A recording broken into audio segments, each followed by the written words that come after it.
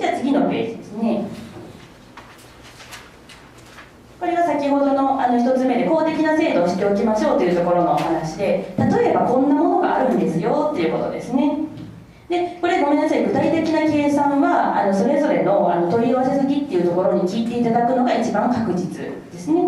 でまずは概要だけご案内しますけれども、高額療養費制度ですね。これは結構聞いたことがあるっていう方も多いのかなというところですけれども、月の医療費の自己負担額っていうのは3割負担とかになるので、その3割負担とかの部分がってことですね。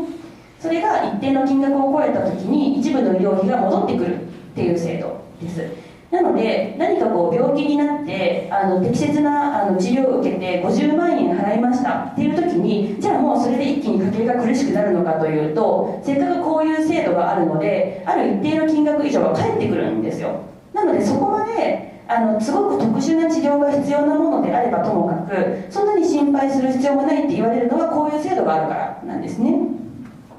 であとはでもこれってすぐに戻ってくるわけじゃないので、 2,3 ヶ月は空いちゃうので1回払わなきゃいけないです。じゃあその間どうするのかってことなんですけれども、そこであるのが次の高額療養費貸付制度っていうのがあります。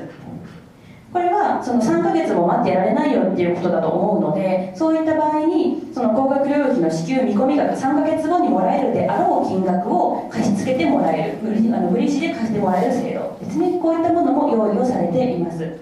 なのでもしこういうのが使えるかなという時は、加入している保険の担当窓口ですね。健康保険だったら協会健保の窓口ですし、国民健保だったら市町村の役場とかですね、そういったところに聞いていただくと、知らなかったけど使えるんだっていうことが出てくる可能性が十分にあります。